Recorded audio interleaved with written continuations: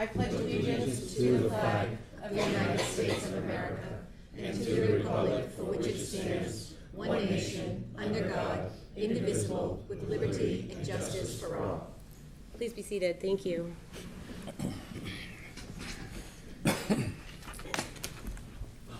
Mr. Withers, I'd like to I entertain a motion to approve the records of July 18th. Second. Any questions or concerns? All those in favor? Aye. Aye. Motion passes. I would move to I entertain a motion to approve the records of August 16th. Second. Motion is in order. Are there any questions? All those in favor? Aye. Opposed? Motion passes. I move to approve the records of August 20th. Second. Motion is in order. Any questions? I move for a vote. All those in favor? Aye. Aye. Opposed? Motion passes. I move to approve the records of August 22nd, 2019. Second. Thank you very much. Motion is in order. Any questions? I move for a vote. All those in favor? Aye. Opposed? Motion passes. And finally, I move to approve the records of September 3rd, 2019. Second. Thank you very much, Councilor Blair. Motion is in order. Any questions or concerns? I move for a vote. All those in favor? Aye. Opposed? The motion passes. Thank you very much. And then our next step. We do have a couple of public hearings this evening. Mr. Withers, would you care to read the notice? I would be happy to. The first public hearing tonight is relative to the request for the installation of a stop sign on Bliss Avenue at Bourne Avenue. Is there anyone here to speak in favor? Please come to the podium. If you could please state your name and address for the record. Good evening. My name is Arthur Lamar. This is my wife, Mary Ellen Lamar. We're here to address the council in regards to the placement of stop signs on Bourne Avenue. Is there anyone who has any questions? Is there anything you'd like to share with us, the reasons why you would like those? The reason we've come tonight is to express our interest in placing the stop signs there for safety reasons. Most of the traffic is exceeding the speed limit considerably. Yeah. My wife and I have witnessed probably, on the average, at least 10 cars or more a day exceeding the speed limit. We've got young children in the neighborhood. And We've people- got families, just having children now, so, Walking dogs, you're walking on the sidewalks and that, and it's representing a danger, safety to the public, we feel anyway. We'd like to have that done. Good. Any questions? Ms. I'd Reynolds? just like to ask how fast you think people are going over the speed limit. Well, What- normally it's about 20 to 25 miles an hour in side streets. I would say easily, 35, 15. 40. 15 Yeah. miles over at least. Such a short street. Thank you. Thank you. Thank All you. right, good night. Thank you very much. And I expect you'll come back, yes. Oh, I'm so sorry, Peter. I was just going to ask, Yeah. pardon my ignorance, but where is Warren Ave? Bourne. Bourne. Bourne Ave. Bourne. It's right off of It's it. 152. It connects 152. South Main with Oak Hill Avenue. Okay, okay. Now I know where it is. Yeah, yeah. Thank you. Thank you. Thank you. Thank you, Steve. Thank you very much. I would expect they'll be coming up and saying something very similar at our next public hearing announcement. Is there anyone else with any questions or concerns? Is there anyone else here to speak in favor? Is there anyone here to speak in opposition? Is there anyone here to speak neither for nor against? Councilor Conti, as acting as the Vice Chair for Transportation, would you like to close this public hearing? I would, please make it so. Thank you very much, and with that public hearing is closed. The next public hearing is relative to the request for the installation of a stop sign on Bourne Avenue at South Main Street. Thank you. Is there anyone here to speak in favor? If you would come to the podium. You're getting some extra steps in today. And again, if you could state your name and address for the record. My name is Arthur Lamar. This is my wife, Mary Ellen Lamar, 34 Bourne Ave, Unit B. And Attleboro. your comments for the previous public hearing would generally be the same? Yes, Terrific. yes. And if there's anything you'd like to add? No, I think we've said it all, yes. Thank you very much. Thank you. We just have to make sure our comments are right for each one. Counselor? Oh, I was pointing at you, because weren't you raising your hand? Yeah, I did have questions, but we can address them later. Okay. Is there anyone else here to speak in favor? Is there anyone here to speak in opposition? Is there anyone here to speak neither for nor against? Councilor Conti, would you like to close this public hearing? I would, please make it so. Thank you very much, and that public hearing is closed, and we move on to the next. The next public hearing is relative to the petition from National Grid and Verizon requesting permission to install a new pole and anchor 65 feet from pole 316 to provide electric service for a city storage yard on Pond Street between Reed Street and Central Avenue. Thank you very much. Is there anyone here to speak in favor? Anyone in favor? Anyone in opposition? Is there anyone here to speak neither for nor against? Councilor Jackson, what would you like to do with your public hearing? I would like to close the public hearing, Thank you very please. much. Thank you. And we will close that public hearing. And the next one's a continued public hearing relative to the request that the council declares surplus and available for disposition the old Richardson School at 95 Pine Street. Thank you very much. Is there anyone here to speak in favor? Anyone here to speak in favor? Anyone here to speak in opposition? Anyone here to speak in opposition? Please come to the podium. This is in opposition to declaring it surplus. That would be correct, sir. If you could just state your name and address for the record. Let's see. There's Oh, neither for nor against coming after if you're more comfortable to speak during that time. maybe I'll do that. You only get one bite at the apple, so. Is there anyone here to speak in opposition? Is there anyone here to speak neither for nor against? My name is Peter Courtwright. I live in Mansfield, Massachusetts. I'm the director of the Attleboro St. Vincent de Paul reentry program, which is a tenant of 95 Pine Street. And many of us, as many of you know, are tenants in that building, and appreciate the grace of the city in allowing us to locate there. We think that it's a good location for us. We think that it is a good location for the city and the residents of the city, centrally located, and we would like to stay there. That's pretty much all I have to say. I want to just go on the record that not all of the tenants could be here tonight, but I think we are all in agreement that we'd like to work with the city going forward and the community development Attleboro to find a way we can stay in the future. Thank you very much. Does anyone have any questions?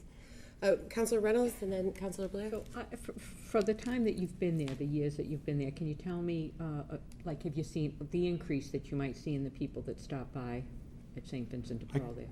Well, I couldn't find a parking spot the other day. It's a busy place. I'm not sure with the state mass hire program on the first floor, WIC, several other agencies, the council, Interfaith Council on the second floor, along with the reentry program, and now the new Pave Your Path program. Business is picking up, and it's a busy place. That's not also on once a month on Saturday mornings. The St. John's Clothing Pantry in the basement is a magnet for several hundred people to come and get clothing. I think it's a busy place now. It has potential. It has not been actively developed. I think if it were, if the people there are there now, and the city worked together, we could fill the building and make it easily and not only serve a lot of needs in the city, but also provide convenient and efficient service in one location. Okay, great, thank you, thank you.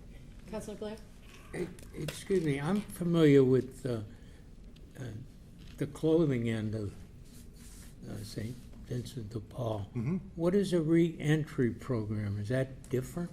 Would you explain that to me? Yeah, well, the St. Vincent de Paul is an international organization. It's about 160 years old. Yeah. It's all over the United States and the rest of the world. St. Vincent de Paul here in the greater Attleboro area is so there's 10 different Catholic parishes, each one of those in the city and in surrounding towns adjacent to Attleboro has a conference made of volunteers who serve people in poverty. We provide clothing, food, rental assistance. We run a couple of grant programs funded by utilities and by the Commonwealth to provide energy, fuel assistance. And so the reentry program has been going on for about 3 years. We decided that a large part of people in poverty, not only in Greater Attleboro, but throughout the country, are associated with incarceration. Poverty and people in jail or family members in jail don't have anything when they get out of jail. So we decided that we should as Vincentians, we should focus particularly on men and women who are returning to the community, because almost all of them are eventually returning to the community. We're not talking about death row patients or inmates here in Massachusetts. These are people who have made mistakes, whether they're serious crimes or simply drug and alcohol related offenses. They're coming back to the community and they need help in order to function as contributing neighbors in the community. We call them returning citizens. So we have focused particularly on returning citizens in the last couple of years with the support of both the previous mayor and the current mayor. This year we petitioned the legislature for some financial support to help us, and we got a $20,000 line item passed in the state budget to help the Attleboro Vincentian Reentry Program, the only one in the Commonwealth of Massachusetts with state taxpayer support. We teach a class inside the House of Correction in Dartmouth to men and women who need to prepare plans to come back to the community. We pick them up at the door of the jail, some of them, when they need to come back. If they need help, we help them get into apartments and sober houses because they all need a roof over their head. Most of them do not have healthy relationships with the families that they left behind when they got put into jail. And we help them find jobs and productive lives when they get back in the community. So that's what the reentry part of it is. Thank you. How many clients do you serve at this? We're particular approaching point? 300 now that we've served out of Attleboro. Over how long a period? sir? About 2.5, 3 years. Thank you. You're welcome. Any other questions? Councilor Holmes? Thank you. So the reentry program here in Attleboro, is there no other one in the Commonwealth? Did I hear that correctly? We are the only, well, there's the Vincentians in Greater Boston have a reentry program. They do it a little bit differently than we do, but they provide some of the same services working with state inmates and the Suffolk County inmates. There aren't a lot of other community-based reentry programs in the Commonwealth. I won't say there are none. Some of the sheriffs in other counties in Massachusetts are a little bit more sympathetic to the needs of returning citizens, so they sponsor their own programs here. And we're happy to be working with the sheriff of Bristol County, who's happy that we are in his facility helping these men and women, because as I say, and our very first partnership was with Steve Bodette and the Attleboro, problem-oriented police team. We rode around in cruisers with them. We visited with local people, grew up here, went to school with you, with your kids, came back to Attleboro, need a little help to get back on their feet. So that's what we do. And I won't say there aren't any others, but we're probably the biggest, the fastest growing one that's totally run by volunteers. All the money that we raise through the parishes, through grants from Balfour Foundation, from Bristol County Savings Bank, from now the Commonwealth of Massachusetts, all of that goes to help pay for clothing, rent, transportation. We help them with bus passes and other things. And it's growing. It's just getting started. Thank you. Are you all set, Councilor? Yes, thank you. Councilor Kobus, and then Councilor Jackson. Thank you for coming out. I just had a quick question. Do you guys work at all with any of the other organizations in that building? Is there? That's why we're there. Yeah, absolutely we do. Okay. I don't know how many of you know Irene Frechette, who's here. Irene runs sustainability, what do we call it? Self-Sufficiency Coalition for the last 15 or 20 years. It meets once a month. It is a table, it's the biggest round table that they can fit into the La Salette facility. Councilor Waterman attends regularly, the mayor attends regularly, Jim Hawkins attends on a regular basis. Most of your city housing authority, social workers, the Council on Aging, every agency in town who wants to stay connected sits around that table. And you should all come. It's the first Wednesday of every month at 8 a.m. sharp. But to see how the agencies in the city collaborate together. It's a wonderful thing. And people who visit from Fall River or New Bedford or Taunton are amazed at the kind of collaboration that's going on in the city. And I see this, having worked extensively in both, well, in Fall River, in New Bedford, and Taunton, I'm very impressed with the ability of the agencies here in the city to work together. And, you know, it's not easy to fund every single agency standing all by itself in its own place, but under one roof, sharing resources, sharing administrative services and support services makes an awful lot of sense, and it's a one-stop place for people to come. Thank you. Councilor Jackson. Thank you. Peter, thanks very much for being here this evening.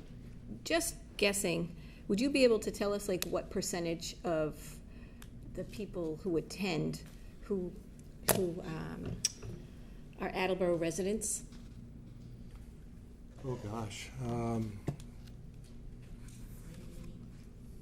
Attend our program or who Like the serviced by reentry? the building? No, wait, that question I did ask a couple weeks ago. The reentry program. I think probably around 50%. When we get calls, it started to be it started with almost all Attleboro, either born and bred or coming back to Attleboro. Mm-hmm. And we still market it that way, you know, Mansfield, Norton, North Attleboro, Plainview, the surrounding communities. But as the word spread, because there are no other reentry programs, people call us in Attleboro. What happens if you're in New Bedford and you just got out of jail and you need some help? You call us, and we will call our fellow Vincentians in New Bedford and say, let's work together on this. So we're actively trying to grow this effort, so it's not just servicing the whole of southeastern Mass out of Attleboro. But right now, we happen to be in the leadership position. We're showing people how it's done. We're getting them used to the idea of serving this population. And so I would say right now it's probably about 50-60%. Well, as Diana said, Diana's the associate director, Diana Reeves, and also my spouse. We're a model program for the nation. We just came back from our national program in Denver, Colorado, where Attleboro Vincentian Reentry Program is one of half a dozen programs around the United States that's kind of pioneering this approach. And we're doing it from the neighborhoods up as a grassroots, volunteer-driven program, where some other programs are trying to pay professionals to do it. We're doing it as an organic program from the community. Great work. Thank you. Thank you. Thank you. Councilor Waterman. This is a terrific program. I appreciate it. I'm also a social worker, so when I work with folks, it's usually not a quick fix. No. And one thing can lead to another, and then there might be a stumble somewhere. And so, do you have a length of time that you'll stick with the clients? As long as it takes. That's what I figured. As long as it takes. And it's a scary process. I'm not a social worker. I'm a city planner and a banker and a Chamber of Commerce executive, retired.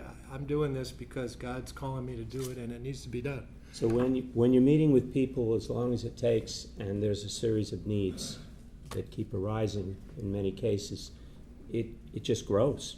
It grows. It also taxes your creativity, and it forces us to think about questions like, how can we leverage the other professional resources that the city has, the social work department? How can we There are lots of people around here concerned about affordable housing. How can we, and transportation and other issues like that. So it drives us into the infrastructure of the community and forces us to ask questions about how can we bring the resources to bear to help people.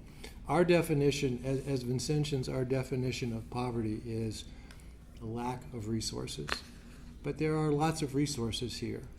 Most people who end up in jail weren't given a fair shake growing up to make access of all those resources, so they got off the rails at some point. We have to help them get back to it. And if we're going to survive as a society, we need to make sure that we are bringing to bear all the resources and good intentions that a community like Attleboro has to offer. I would presume that in many cases you're able to prevent is recidivism the right word? Recidivism is the word. Yeah. We try. It takes a long time to say we're doing that. As I say, we've. I can say that Diana. If you would mind, while you come to the podium, I just would like to politely remind everybody we're here with specific regards to whether we should disposition the returning school. I very much appreciate your informative information about the services that you provide. That's important while we make decisions as we move forward, but I just need to make sure that those are the comments that we're trying to keep specific to the public hearing. Well, I'm just answering the council's No, question. you did a great job. I forgot the question. That's, Recidivism is our ultimate goal, but it happens one person at a time, and it does take time. We'll have better data. I mean, one of the things we're doing on a national level is learning how to measure success in that field. It's not easy. There are so many variables, as you can imagine, being a social worker yourself. So that's our ultimate goal. Massachusetts spent $1.3 billion last year on incarceration, just locking people up.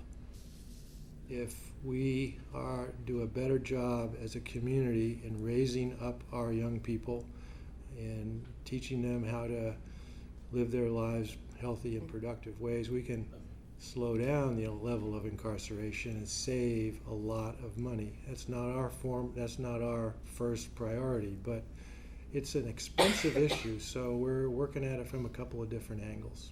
Thank you. thank you. Councilor Conti, then Councilor Holmes? Thank you. Again, if we could just keep it specific to the public hearing, that would be terrific. Thank you. So you, sir, are a role model, and thank you for coming here tonight. Let's talk specifically about the bricks and mortar. You have an annual budget this year that was swelled by a $10,000 state grant, correct? We have a line item in the state budget that just passed in August that will provide us some cash for next year from the state budget, yes. So what is And your- part of the reason for asking for that was to support the rent that we are unable to pay this year, and fortunately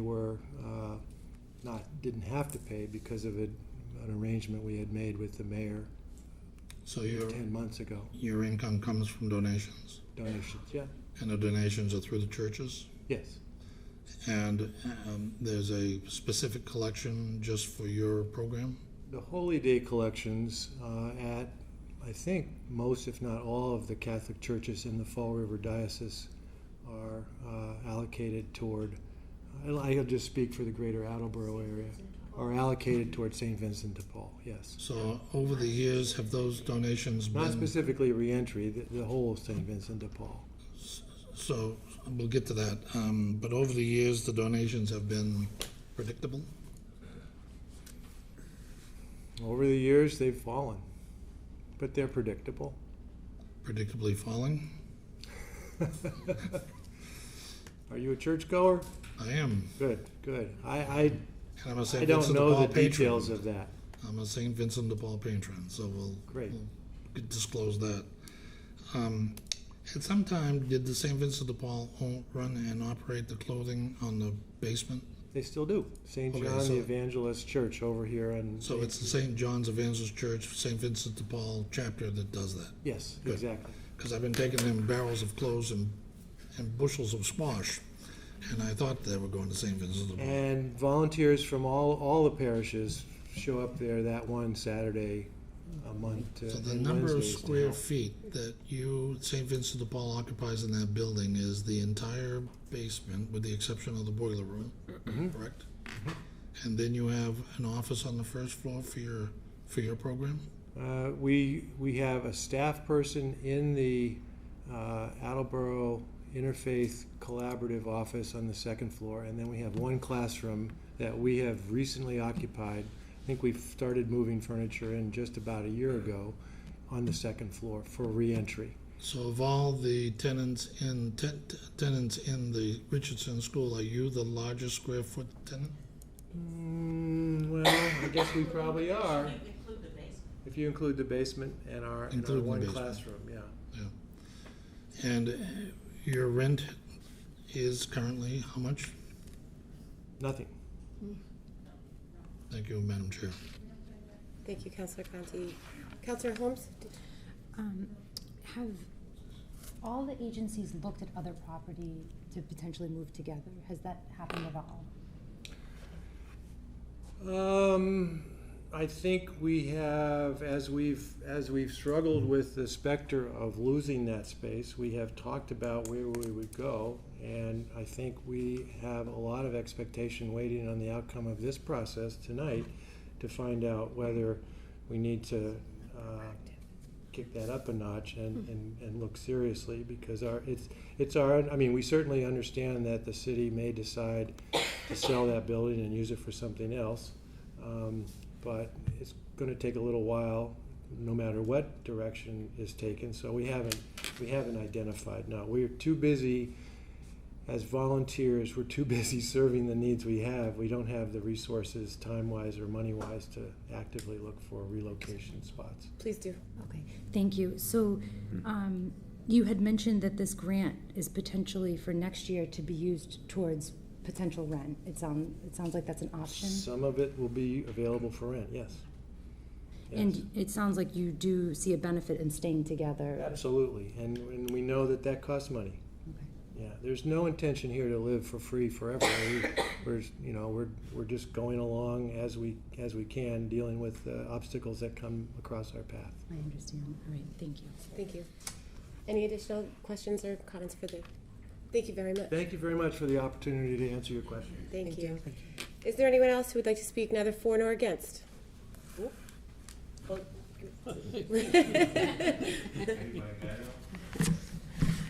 Good evening, members of the Municipal Council. Dorothy Brissett, CD Director for the city, but this evening I'm before you as a volunteer member of the Community Development for Attleboro, Inc.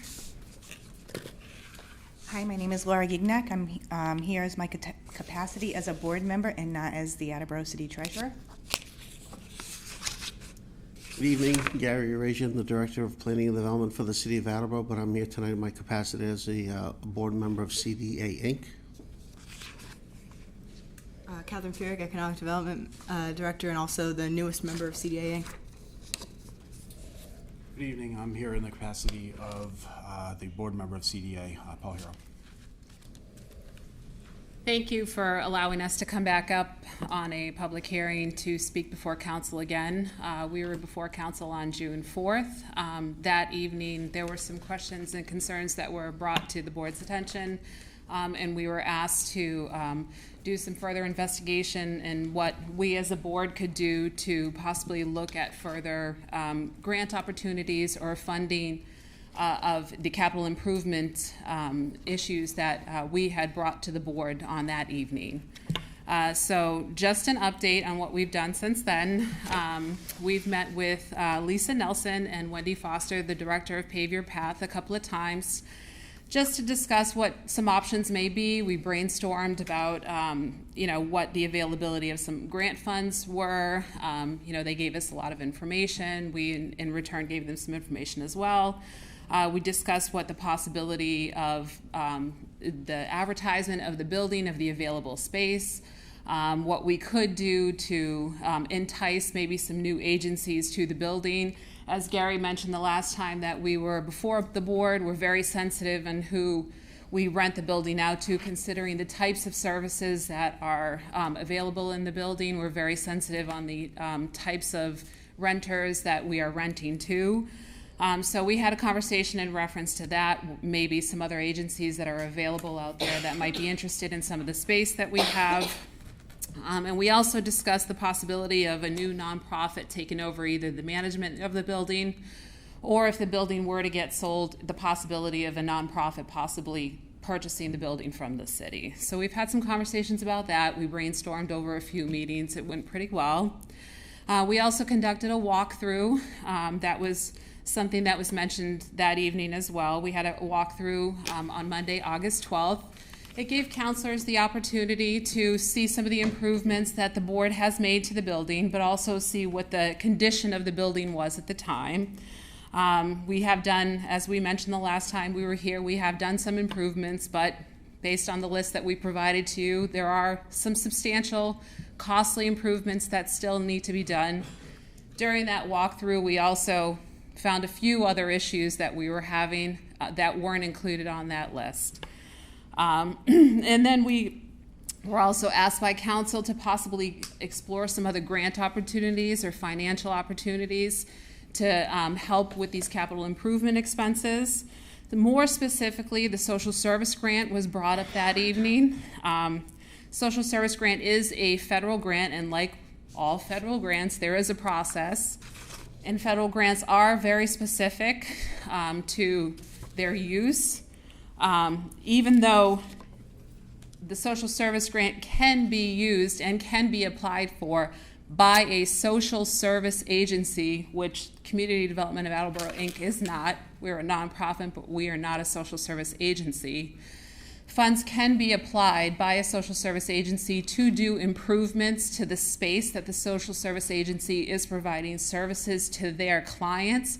It cannot be used for capital improvements to a municipal building. So we did learn that related to that specific grant.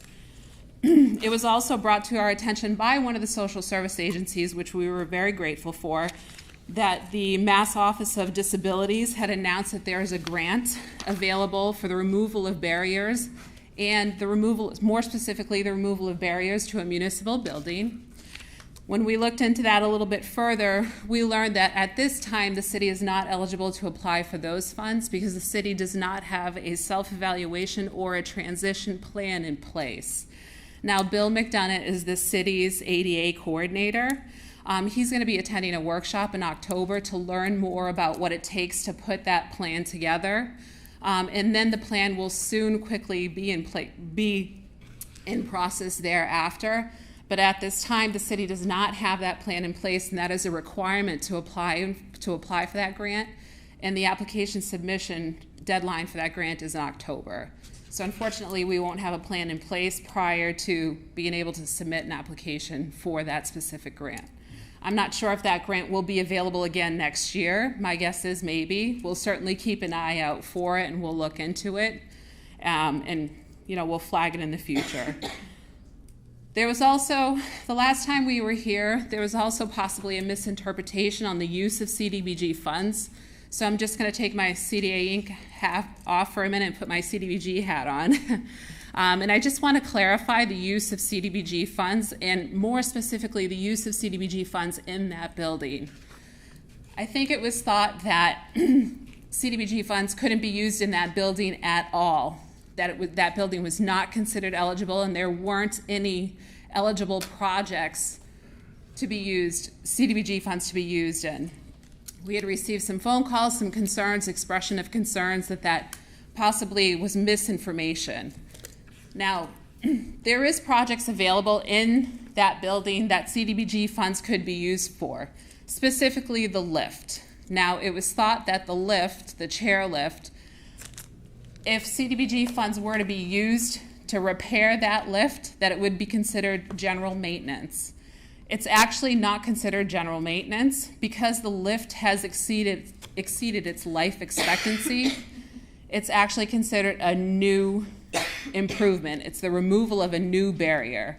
So that makes that lift improvement or that lift removal an eligible activity. The issue isn't whether or not CDBG funds can be used in the building. The issue was the composition of our board. Our board is made up of 3 board members who are also the committee that reviews the community development block grant applications and makes recommendation to council for the CDBG applications. That's where sort of the conflict of interest is. I have since contacted HUD, and HUD has given us some guidance. They have told us that if we go through a formal process, that we place a legal ad in the paper, if we do it through our annual process, if we place notice with city council, with city clerk's office, and then we present a package to HUD's legal office and what the project is, who the board members are, who took the vote, so on and so forth, that their legal department would have to approve the project ultimately, but it's not automatically considered ineligible just based off of the composition of our board. HUD does recognize that CD directors do sit on nonprofits and that there is going to be a cross at some point in time between CD directors sitting on boards that would be applying for CDBG funds. So I just wanted to make that clarification this evening, that it's not that CDBG funds cannot be used in the Richardson building, and more so used just for ADA accessibility, not for anything else. We can't do the boiler, we can't do any of the electrical upgrades, we can't do any of the heating upgrades. It's just for the ADA compliant portion of it. It's not that it cannot be used for that. It's just that there is a formal process that we are going to have to go through in order to complete that particular repair on that building. That's a small component on what needs to be done there, but a small victory to a certain extent as well too. So I just wanted to make that little bit of clarification. Other grants that we have looked into as well is the availability of funding through Bank of America and also Sensata.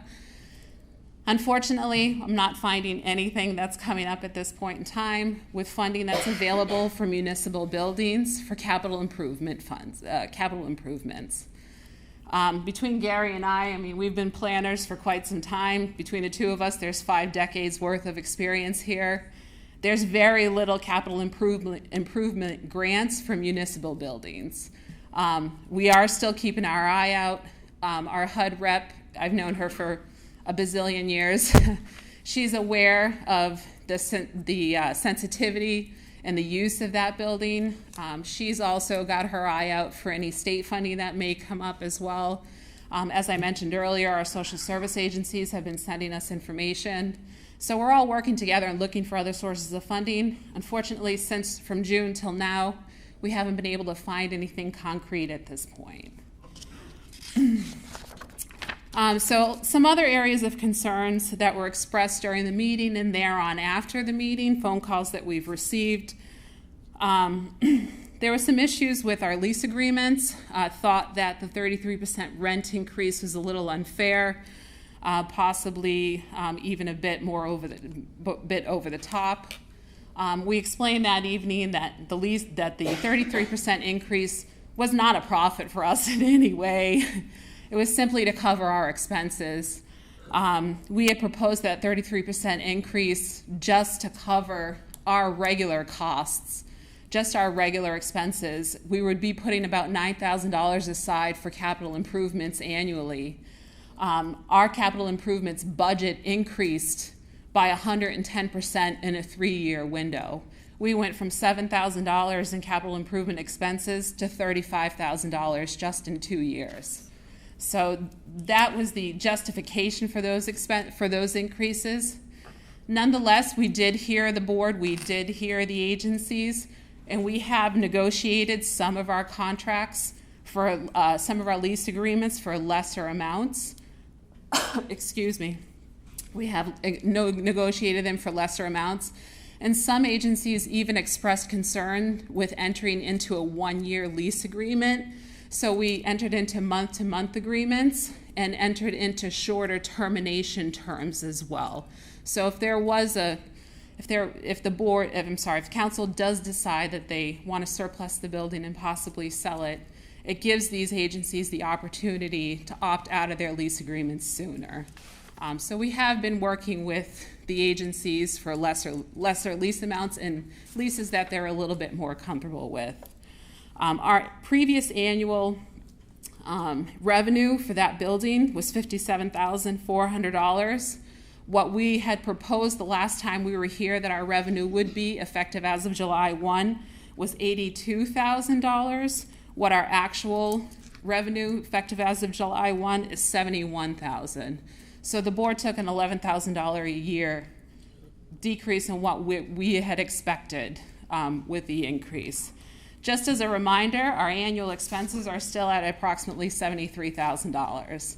So what we're going to be taking in for revenue is not going to cover just our annual expenses. So that being said, we've been doing what we can to save money. We've been reviewing our capital improvements list. There were a few items on that list that we were able to have our maintenance person go through that didn't require any permits. We met with one of the building inspectors and just reviewed the list. The front railings were in desperate need of being replaced. The railings along the ramp needed to be replaced. That was projected at $4,000 if we were to hire a contractor to come do it. Joe, our maintenance guy, has actually done it for $600. So those were some repairs that we were able to have him complete that didn't require him to pull a permit, and all we did was pay for the materials themselves. At the end of this, if you have an updated capital improvement list, things that have come off or adjusted costs for things like that, if you could send that to our administrative assistant to disperse to the council, I would appreciate that. Sure. That's actually the only item at this point that's come off the list. Unfortunately, we've added some new items. During the walkthrough, we learned that we have a new sewer pipe that's leaking. We just recently approved a 4-hour exploratory work with a plumber. He found the leaky pipe on the second floor. We don't have an estimate for it yet, but the last sewer pipe that we fixed cost us $2,500 to have that repaired. So that's an unforeseeable expense that we're now going to have to be taking on as well. Another thing that we had found during our walkthrough was at the entryway of the emergency exits, there are steps that are illegal. There should be ramps. So Joe's going to have to go out and buy cement and make some small ramps so that those steps are no longer considered illegal. So with all of that being said, this is just information that we're bringing back to the council. Our initial meeting here on June 4th was just to let the board know what our board's position is at this time as the managers of that building. We're not, as a board, we're not here to speak in favor of selling the building. We're here to speak on what our position financially is as a board. We're not in a position at this time to continue to manage the building financially, and we're here to seek advice from the council on what to do next. So, thank you. Anybody else? Does anyone have any questions in the meantime? Anybody? Okay. Is there anyone else who'd like to speak this evening? I don't have anything to add. I think Dorothy said everything well for the board, so. Agreed. Thank you. Right, thank you very much. Thank you for coming in tonight. Thank you for coming in. Is there anyone else who would like to speak neither for nor against? Councilor Reynolds. Oh, somebody is coming. Oh, is there, my apologies. That's okay. So my name is Lisa Piscatelli. I'm actually a resident of Mansfield, but I am a tenant at 95 Pine, Attleboro Area Interfaith Collaborative. I'm the executive director. And just in brief, I just wanted to talk about access and the reason why the organizations together is such a great thing.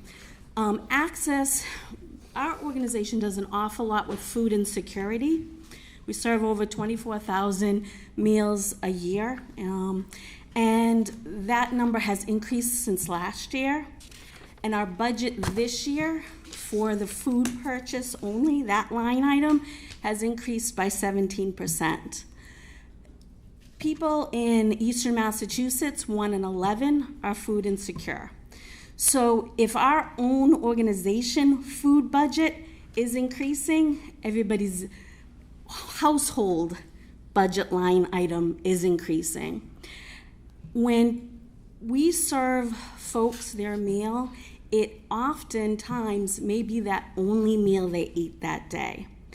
If they're having trouble feeding themselves in their day, they're also going to stumble with other problems, such as accessing the food site.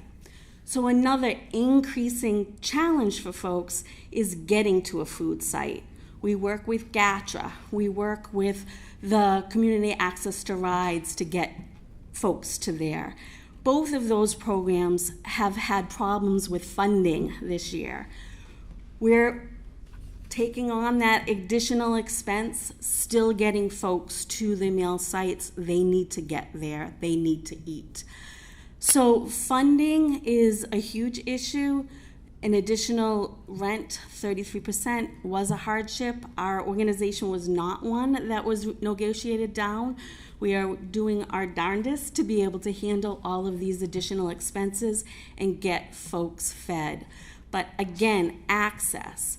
So not only in food sites, but also accessing the services of all of these other organizations. When somebody comes in, I know at a prior meeting we talk about a warm handoff.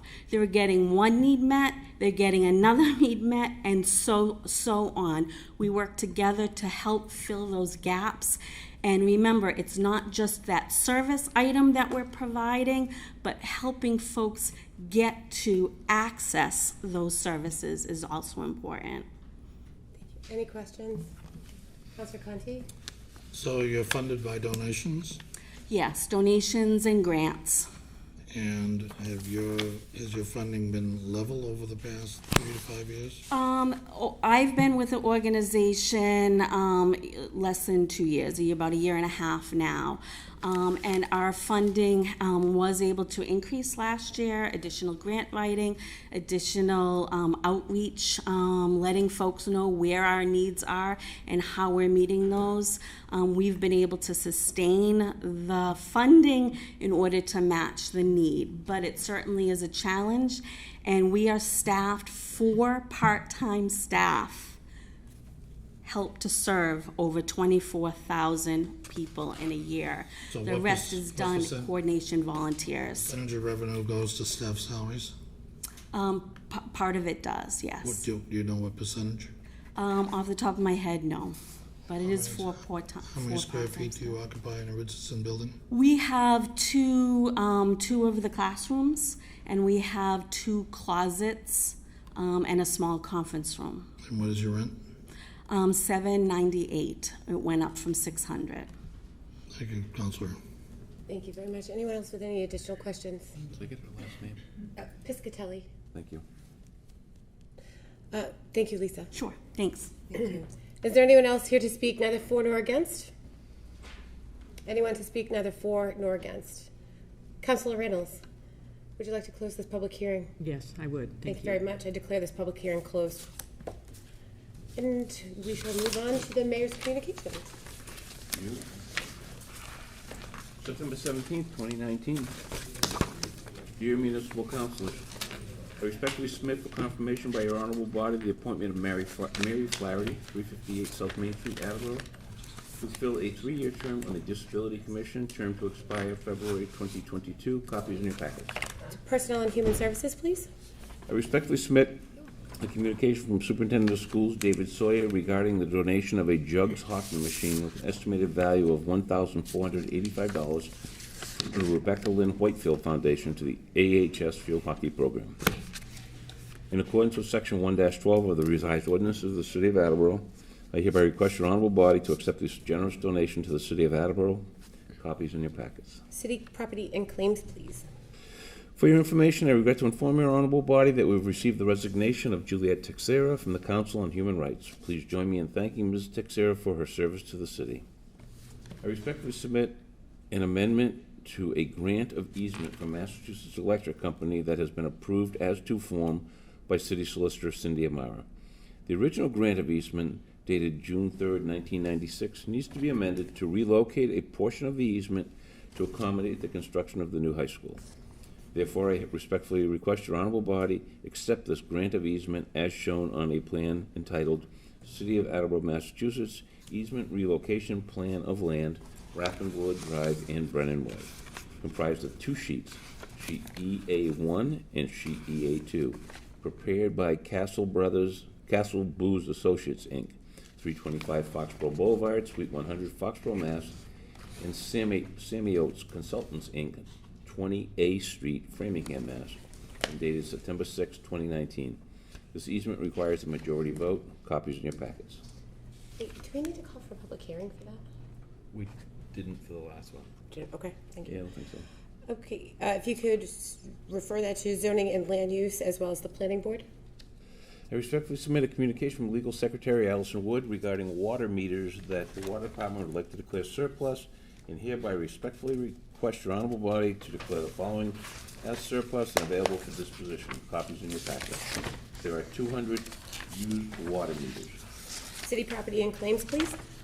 I respectfully submit a communication from Fire Chief Scott LaChance regarding the award of a fire safety grant from the Department of Fire Services in the amount of $22,500 for the purchase of a gear extractor and drying cabinet at the South Attleboro Fire Station.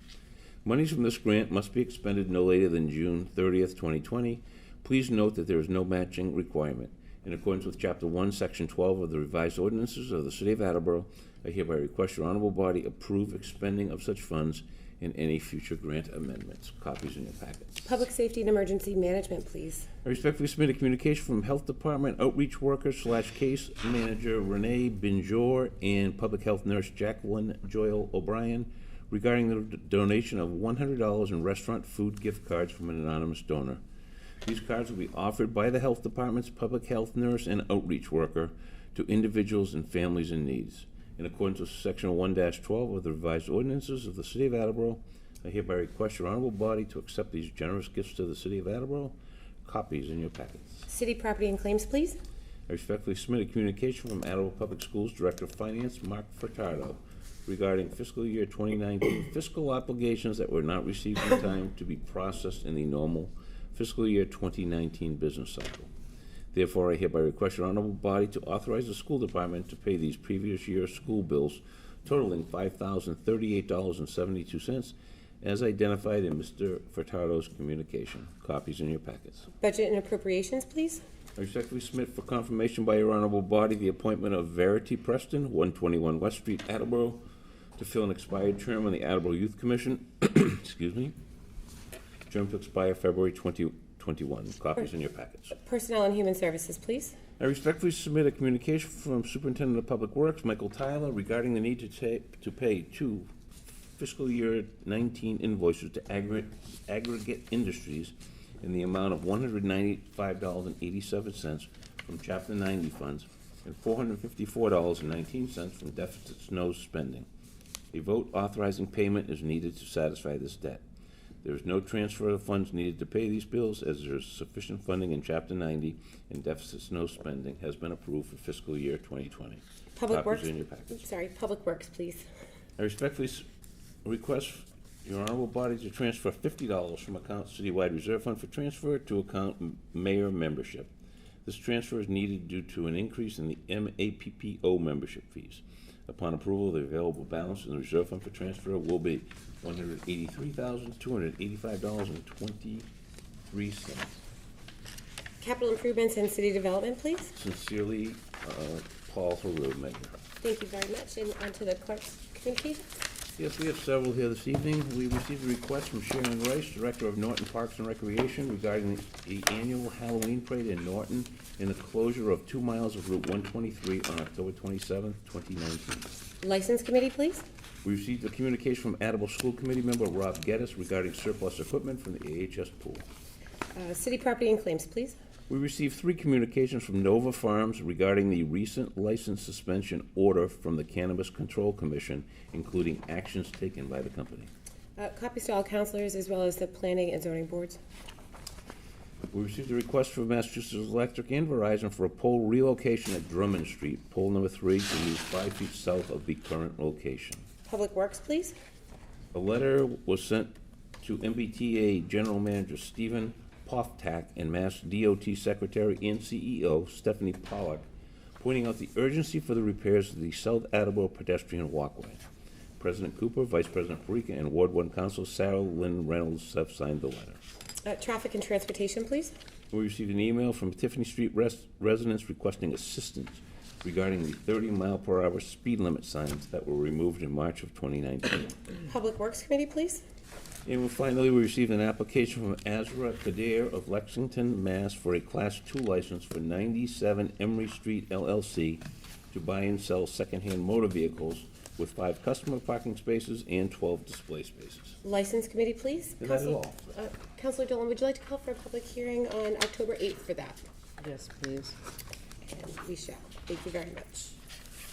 When is it? I'm sorry. We're calling for a public hearing on October 8th.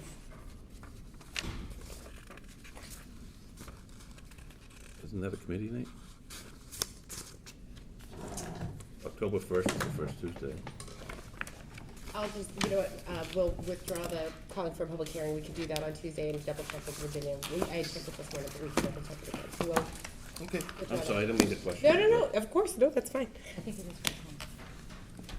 I'm sorry? I think it's full, I think it's not The- committee, I don't think it's committee. Okay. Would you do me a favor? Would you just ask her really quick, so that we can just call for it and be done? Okay. I apologize. I feel like we should play Jeopardy music when we have these kinds of things happen. The 15th would be terrific. Okay. Councilor Dillon, would you like to call for public hearing on October 15th? Yes, please. Thank you very much. All those in favor? All those in favor? Aye. Motion passes. Thank you. Thank you for that, Steve. Yep. Oh, great. So, that is all. Thank you very much. You're welcome. I entertain a motion to go into committee of the whole. Second. All those in favor? Aye. Now's the time, if there is anyone in the audience who would like to address the council on any business, step on forward. I entertain a motion to arise from committee of the whole. Second. Thank you. All those in favor? Aye. And now we'll go start with our committee reports, and we start with Councilor Jackson. Thank you. Thank you. Reporting for the Public Works Committee from the docket of September 17th, 2019, I move to approve the mayor's request to transfer $13,650 from account 6000-578300 wastewater enterprise fund reserve fund for transfer to account 6000-558016 wastewater enterprise fund replacement computers to replace 2 failed operator interface computers for the sand filters at the wastewater treatment plant. Second. Thank you. The motion is in order. Any comments? We discussed this last week, and this is necessary to be done to help us with our solid waste. Terrific. Thank you. Any other questions or concerns? This requires a roll call vote, and we will start. We'll start with Councilor Jackson. Ms. Jackson? Yes. Mr. Waterman? Yes. Mr. Conti? Yes. Mr. Cobus? Yes. Mr. Blair? Yes. Mr. Delicio? Yes. Ms. Dolan? Yes. Ms. Reynolds? Yes. Ms. Holmes? Yes. Acting President Parika? Yes. 10 yeas, 0 nays. The motion passes. Thank you. From the docket of August 22nd, 2019, I move to approve the request from National Grid and Verizon to relocate pole 3222 Rathbun Willard Drive, 25 feet west, and relocate pole 3319 Rathbun Willard Drive, 40 feet west, as well as the installation of 2 new poles, pole 3321-5 Rathbun Willard Drive, 65 feet east of existing pole 3322, and pole 0-5 Green Drive, 90 feet south of existing pole 1. Second. Thank you. Thank you very much. The motion is in order. Any comments? No, this has to do, and we have another one that just came in this evening with the Attleboro High School, redesign of the high school. Thank you. Any other questions or comments? This requires a roll call vote, and we'll start with Councilor Holmes. Ms. Holmes? Yes. Ms. Reynolds? Yes. Ms. Dolan? Yes. Mr. Delicio? Yes. Mr. Blair? Yes. Mr. Cobus? Yes. Mr. Conti? Yes. Mr. Waterman? Yes. Ms. Jackson? Yes. Acting President Parika? Yes. 10 yeas, 0 nays. The motion passes. Thank you. I have no further business this evening, but would like to call for a committee meeting at the appropriate time next week. Thank you, Councilor Jackson. Councilor Waterman? Yes, I, reporting from the Personnel and Human Services Committee, and from the docket of April 17th, 2018, I move to strike the following. Communication from City Auditor Deborah Gould regarding disclosure by non-elected municipal employee form. Second. Thank you. Thank you. The motion is in order. Any comments? This is something that is no longer applying, and we don't really need this anymore. Terrific. Any other questions or comments? This requires a vote. Voice vote is required. All those in favor? Aye. Opposed? Motion passes. Moving on, I move to strike the following also from the docket of March 19th, 2019. Permanently assign the property formerly known as Highland Country Club to a city department under the supervision of that department's superintendent. Our recommendation is for the property to be under the supervision of the superintendent of parks. Second. Thank you. The motion is in order. Any comments? The only comment is that this is already occurring. The mayor asked for this to occur last spring. Thank you. Councilor Wonderwin. Any other questions or concerns? This requires a voice vote. All those in favor? Aye. Opposed? Motion passes. And that concludes the business of the Personnel and Human Services Committee. We will meet the next appropriate time. Thank you, Councilor Waterman. Councilor Conti. The Capital Improvement and City Development Committee has no business to report to the council this evening. We look forward to a meeting at the next appropriate time. Thank you. Councilor Conti, would you like to handle traffic and transportation at this time? I'd be delighted. Thank you. Reporting for Traffic and Transportation Committee, I move to strike the following from the docket of July 18, 2019. A communication from Hendrioni Law Offices regarding the misunderstood letter sent in March referring to the problems on Angeline Street. Second. Thank you. The motion is in order. Any comments? Self-described. There we go. Any other questions or concerns? This requires a voice vote. All those in favor? Aye. Opposed? The motion passes. I move to strike the following from the docket of November 20th, 2018, to amend section 10-4.6, left-hand turn prohibited, Greenfield Street to South Avenue. Greenfield Street traffic traveling bound prohibited from making a left turn onto South Avenue northbound unless otherwise directed by a public safety official. Second. Thank you very much. The motion is in order. Any comments? No, it's self-explanatory. Thank you very much. Any other questions or concerns? This requires a voice vote. All those in favor? Aye. Opposed? Motion passes. I move to strike the following from the docket of October 2nd, 2018, and request to study the need for a stop sign at Bank Street Extension and Bridget Way. Second. Thank you very much. The motion is in order. Any comments? It's self-explanatory. Thank you very much. Any other questions or concerns? This requires a voice vote. I'm having a hard time saying that tonight. This requires a voice vote. All those in favor? Aye. Opposed? Motion passes. That concludes the Business, Traffic, and Transportation Committee has to bring before the council this evening. We look forward to a meeting at the next appropriate time. Thank you, Councilor Conti, for handling it for me tonight. I appreciate it. Councilor Cobus. Reporting for the Zoning and Land Use Committee, from the docket of July 18th, 2019, I move to adopt the following resolution. A resolution of the Attleboro Municipal Council to suggest the administration conduct a retrospective analysis of a gas leak on Torrey Street. Second. Thank you. The motion is in order. Any comments? So there was a fair amount of discussion about this last week. I do have a couple of amendments to this. Everybody should have a copy of the suggested amendments, and I'll go through these one at a time. And these were based on discussions from last week and suggestions from everybody.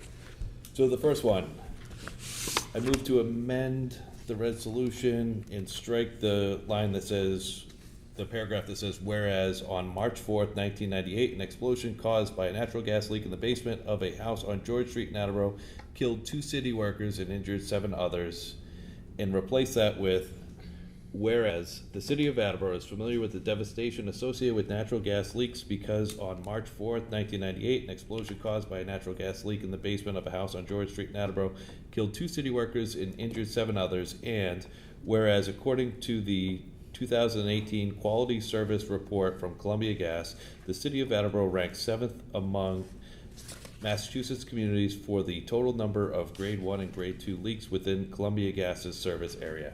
Second. That motion is in order. Any comments? This was based on some of Councilor Delicio's comments regarding this. I think it's straightforward. Any questions or concerns with regards to the amendment? So we will take a vote on the motion as amended.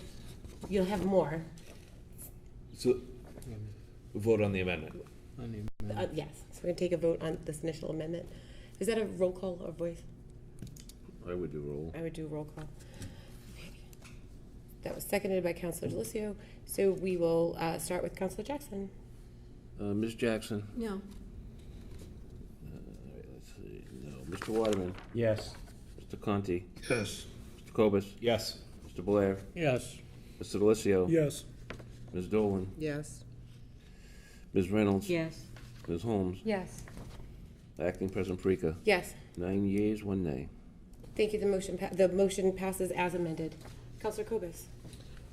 I move to amend the resolution to insert the paragraph, whereas Columbia, this would be paragraph 1, 2, 3, 4, 5, 6, 7, 8.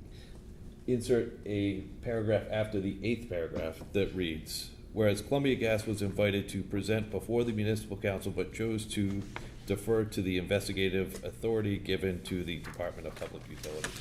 Second. The motion is in order. Any comments? This is just to expand it and explicitly specify that we asked Columbia Gas to come before us and they refused to do so. Any questions or concerns as amended? This requires a roll call vote, starting with Councilor Holmes. Ms. Holmes? Yes. Ms. Reynolds? Yes. I'm sorry? Yes. Ms. Dolan? Yes. Mr. Delicio? Yes. Mr. Blair? Yes. Mr. Cobus? Yes. Mr. Conti? Yes. Mr. Waterman? Yes. Ms. Jackson? No. Acting President Parika? Yes. 9 yeas, 1 nay. Motion passes. Councilor Cobus. And the final amendment is, or from me at least, is to amend the final paragraph to read, now therefore be it resolved that the municipal council of the city of Attleboro presents the results of the charter investigation. Let me start over. Now, to replace the final paragraph with, now therefore be it resolved that the municipal council of the city of Attleboro presents the results of charter investigation of the gas leak on Torrey Street in Attleboro to the Department of Public Utilities for further study and review, and encourages the Department of Public Utilities to collaborate with the city of Attleboro to help prevent a repeat of the incident that happened on George Street. Second. Thank you very much. The motion is in order. And Any this comments? is just to encourage the Department of Public Utilities to work with the city of Attleboro to help address these issues. Terrific. Any comments? So, on the third amendment, we will requires a voice vote, starting with Councilor Jackson. I mean a roll call vote, my apologies. Ms. Jackson? No. Mr. Waterman? Yes. Mr. Conti? Yes. Cobus? Yes. Blair? Yes. Mr. Delicio? Yes. Ms. Dolan? Yes. Ms. Reynolds? Yes. Ms. Holmes? Yes. Acting President Parika? Yes. 9 yeas, 1 nay. Thank you. The motion passes as amended.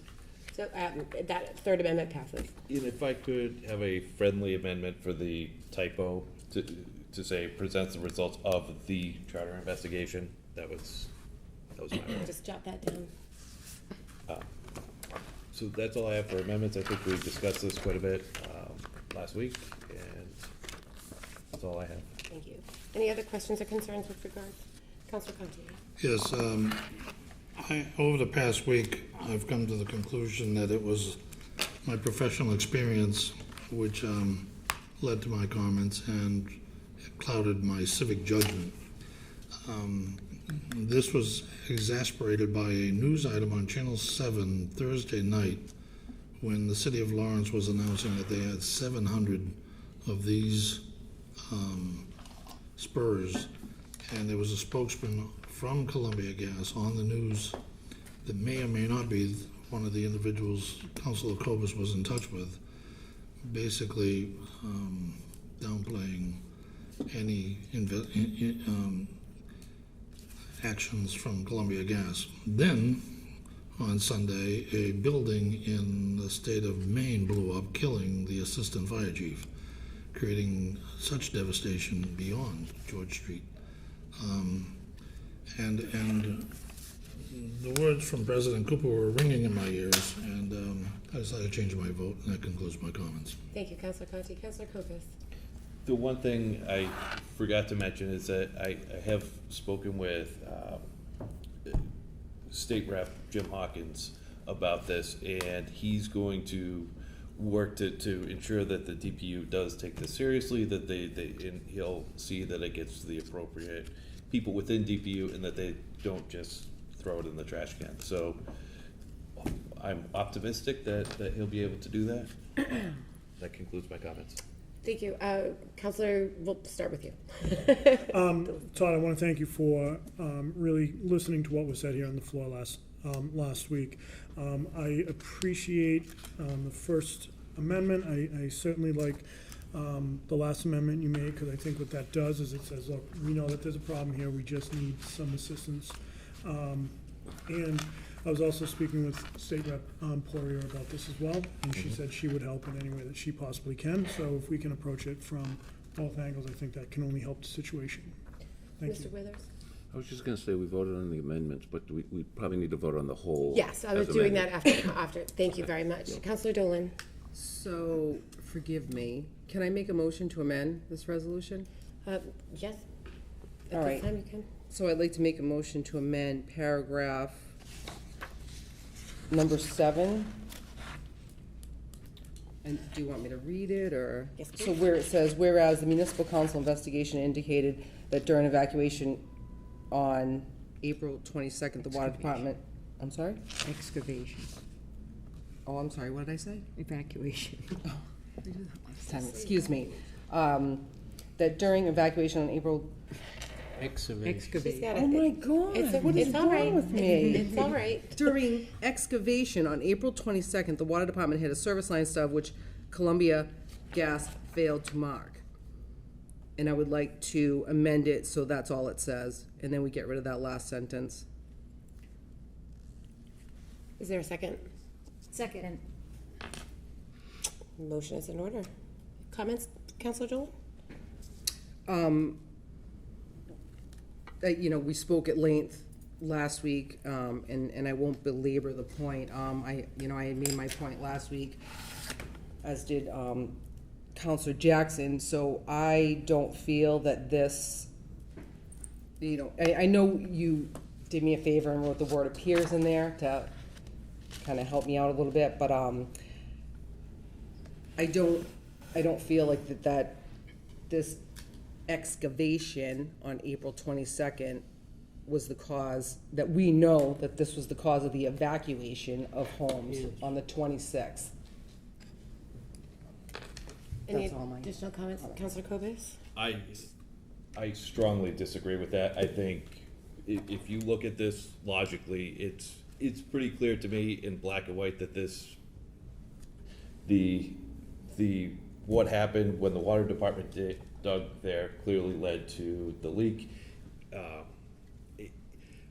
I put that it appears because, sure, it's entirely possible that something else happened, whether it was Russian mole people tunneling underground and nibbling holes in the pipe or something, sure.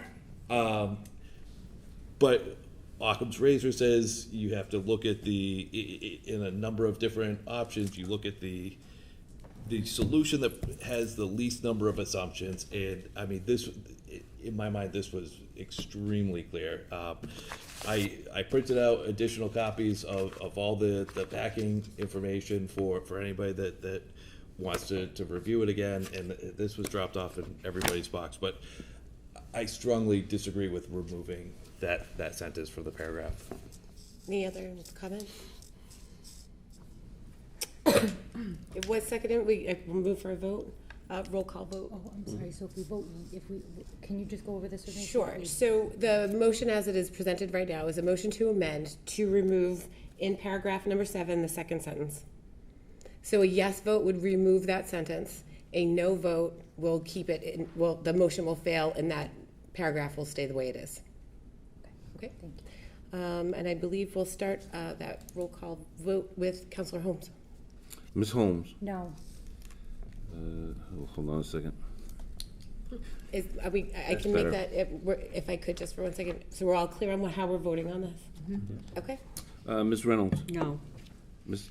Dolan? Yes. Mr. Delicio? No. Mr. Blair? No. Mr. Cobus? No. Mr. Conti? Yes. Mr. Waterman? No. Ms. Jackson? Yes. Acting President Parika? No, 3 yeas, 7 nays. the motion fails. Any other questions or comments with regards to the motion as amended in its totality sitting in front of us right here? I just have some. Please, Counselor Holmes. Thank you. I just really want to thank Council Cobus and Council Delicio for bringing this forward. I think that this could end up being an example for other communities when something happens like this, and I appreciate the work that was put into it. Thank you. Any other questions or comments? Okay, we shall move for a roll call vote, and we will start with Counselor Jackson on the motion as amended. As amended, yep. Ms. Jackson? No. A point of order, can you clarify when you say on the motion? Sure, so we're voting on the resolution, on this resolution with the small changes that we As made with amended the, by- as amended by Counselor Cobus. The other amendment that was offered with, that motion failed, so that particular paragraph is staying the same. I understand. Okay? Okay. All right. Ms. Jackson? No. Mr. Waterman? Yes. Mr. Conti? Yes. Mr. Cobus? Yes. Mr. Blair? Yes. Mr. Delicio? Yes. Ms. Dolan? No. Ms. Reynolds? Yes. Ms. Holmes? Yes. Acting President Parika? Yes, 8 yeas, 2 nays. and the motion passes. Counselor Cobus. That concludes the business for the Zoning and Land Use Committee. I call for committee meeting at the next appropriate time. Thank you very much. Counselor Blair. Reporting public safety and emergency management. Entertain a motion to strike the following from the docket of May 21st, 2019. I respectfully request appropriation to the fire department for a second gear extractor prior to the close of FY 2019. Second. Thank you. The motion is in order. Okay. As it says, FY 2019, been and gone, right? During the 9/11, after the 9/11 ceremony, I had a chance to speak with the chief, and at that time, he told me it was in process. Well, evidently, between 9/11 and now, he has completed that process, because we had motion tonight, assigned a committee to accept the grant, and he will be ordering that. He was waiting to order till he had the official paperwork in hand, which evidently he has now. Any other questions or concerns? This requires a voice vote. All those in favor? Aye. Opposed? The motion passes. Thank you very much. I have no other motion at this point. Thank you, Councilor Blair. Councilor Delicio? Request a committee meeting next week at this appropriate time. Thank you. Reporting for budget and appropriations from the docket of September 17th, 2019. I move to approve the request of the mayor to rescind the intergovernmental state and county assessments in the amount of $5,881,428 within council vote number 19 of May 21st, 2019. Replace it with the amount listed below as the final cherry sheet for fiscal 2020 was amended. State and county assessments, intergovernmental, $5,918,257. Total state and county assessments, $5,918,257,000. Second. Thank you very much. The motion is in order. Any comments? Very briefly, this is great. This is, once the final cherry sheets came in for fiscal 2020, we saw an increase of roughly $36,000. Terrific. Thank you very much. Any other questions or concerns? This requires a roll call vote, and we'll start with Councilor Holmes. Ms. Holmes? Yes. Ms. Reynolds? Yes. Ms. Dolan? Yes. Mr. Delicio? Yes. Mr. Blair? Yes. I'm sorry. Mr. Cobus? Yes. Mr. Conti? Yes. Mr. Waterman? Yes. Ms. Jackson? Yes. Acting President Parika? Yes. President Parika. 10 yeas, 0 nays. The motion passes. Thank you. From the docket of September 17th, 2019, the final cherry sheet for fiscal 2020 contains an increase of $502,597 in Chapter 70 school aid. Therefore, I move to appropriate $502,597 to the following accounts: teacher sub-professional salary, $474,000, HR contracted services, $19,000, technology contracted services, $9,597. Second. Thank you. The motion is in order. Any comments? Sure. I know there was some discussion on this piece of business last week on the floor. And as I was pretty sure this was, if you remember back to the budget hearing when the education department was here, there were some questions and maybe some differences in philosophy of where we were gonna and how we were gonna fund the budget. So I just want to make sure that I was accurate in that information, so I reached out to Superintendent Sawyer, and I'll just read the email he sent back to me. As I'm sure you remember, in the spring, we were grappling with how to handle the shortfall between level services and the mayor's budget. The mayor was clear in his priority to avoid layoffs, and we shared his commitment to averting that outcome. Originally, we proposed cuts to lines identified by City Hall, but the school committee had concerns about several of the suggested cuts. In the end, we agreed to think of subs like we do for overtime for other departments and underfund the substitute line as a way of balancing the APS budget. When the state finalized its budget, the only responsible thing to do with the additional funds, which were anticipated, including in our planning, was to restore that line rather than engage in new spending, which, again, this is, if you can remember, we actually recessed that hearing, and the administration of the schools, as well as Chairman Withers, met with Barry and the mayor, and they were able to come to this conclusion. So it's just the best way to, in case something happened. I mean, I think we were all pretty certain that that money was coming in. But again, you know, you never want to spend money until it's there. So I do applaud the schools and the administration working together, and thank you to the state for the increase. So. Thank you. Any other questions or concerns? All right, this requires a roll call vote, and we'll start with Councilor Jackson. Ms. Jackson? Yes. Mr. Waterman? Yes. Mr. Conti? Yes. Mr. Cobus? Yes. Mr. Blair? Yes. Mr. Delicio? Yes. Ms. Dolan? Yes. Ms. Reynolds? Yes. Ms. Holmes? Yes. Acting President Parika? Yes. 10 yeas, 0 nays. The motion passes. Thank you. Real quick, I do want to remind everyone that the Attleboro Area POW MIA 9/11 Remembrance Committee will hold its annual observance on September 19th at Capron Park at the Veterans Memorial Triangle on County Street in Attleboro from 6 until 7. You know, I've been going to this for years, and it's really one of the more solemn and moving ceremonies in the city, so I encourage everyone to show up if you can. Before I wrap, I just have to take 17 seconds and wish my beautiful wife, Amy, a happy birthday. So that's all the business I have for budget and appropriations, and would like to call for a committee meeting at the appropriate time. Thank you, Councilor Delicio. Councilor Dolan. License committee is canceled this evening, and I look forward to a committee meeting at the next appropriate time. Thank you. Councilor Reynolds. Reporting for City Property and Claims Committee from the docket of September 17th, 2019.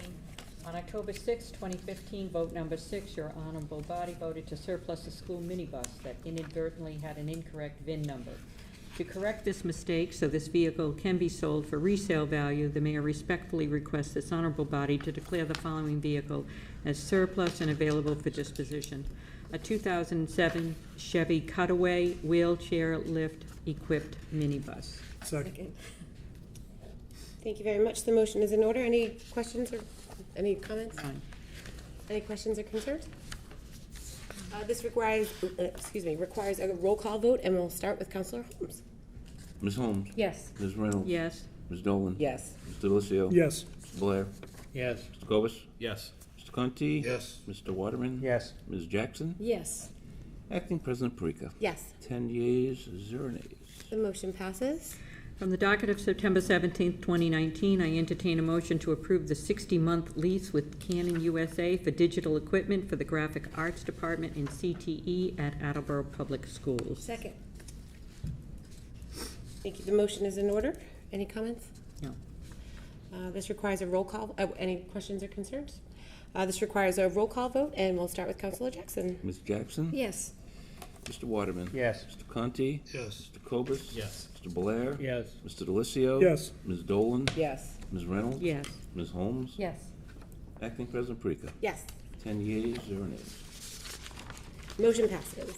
From the docket of August 22nd, 2019, I move to approve the request of the mayor that this body accept the generous donation of 4 new backboards and rims with an estimated value of $5,000 for Hyman, Fine, and Hill Roberts schools, and 100 to 200 new basketballs with an approximate value of $3,000 to be donated to each school for gym and recreational use from Attleboro Youth Basketball Association in accordance with Section 1-12 of the revised ordinances of the City of Attleboro. Second. Thank you. The motion is in order. Any comments? No. Any questions or concerns? This requires a voice vote. All those in favor? Aye. Opposed? Motion passes. From the docket of August 22nd, 2019, I move to declare surplus and available for disposition the following items from the Water Department. 1 Poly-Science water bath, it's in poor condition. 3 LG portable air conditioners, they're in good condition. And 1 Hisense portable air conditioner, also in good condition. Second. Thank you very much. The motion is in order. Any comments? No, I do not. Any questions or concerns? This requires a roll call vote, and we'll begin with Councilor Holmes. Ms. Holmes? Yes. Ms. Reynolds? Yes. Ms. Dolan? Yes. Mr. Delicio? Yes. Mr. Blair? Yes. Mr. Cobus? Yes. Mr. Conti? Yes. Mr. Waterman? Yes. Ms. Jackson? Yes. Acting President Cooper, Parika, I'm sorry. Yes. 10 yeas, 0 nays. The motion passes.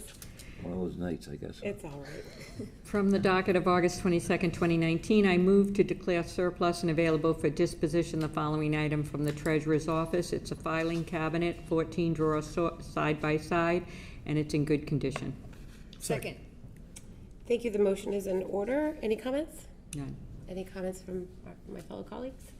This also requires a roll call vote, and we'll start with Councilor Jackson. Ms. Jackson? Yes. Mr. Waterman? Yes. Mr. Conti? Yes. Mr. Cobus? Yes. Mr. Blair? Yes. Mr. Delicio? Yes. Ms. Dolan? Yes. Ms. Reynolds? Yes. Ms. Holmes? Yes. Acting President Parika? Yes. 10 yeas, 0 nays. The motion passes. From the docket of August 22nd, 2019, I move to approve a 36-month lease agreement between the City of Attleboro and Axion Business Technologies for a Toshiba photocopier for the Community Development Office in accordance with Section 5-8 of the revised ordinances of the City of Attleboro. The lease will be funded in full by the Community Development Block Grant. Second. Thank you very much. The motion is in order. Any comments? I have none. Any other comments or questions? This also requires a roll call vote, and we'll start with Councilor Holmes. Ms. Holmes? Yes. Ms. Reynolds? Yes. Ms. Dolan? Yes. Mr. Delicio? Yes. Mr. Blair? Yes. Mr. Cobus? Yes. Mr. Conti? Yes. Mr. Waterman? Yes. Ms. Jackson? Yes. Acting President Parika? Yes. 10 yeas, 0 nays. That The is, motion passes. that is all the business for city property and claims, but I would like to call a committee meeting at the next appropriate time. Thank you. Councilor Holmes. Thank you. Ordinance, Elections, and Legislative Matters has no business this evening, and we'll call for a committee meeting at the next appropriate time. Thank you very much. We don't have any old business, we don't have any new business, and so I will happily call for an adjournment. All those in favor? Aye. And we are adjourned for the evening. Thank you, everyone.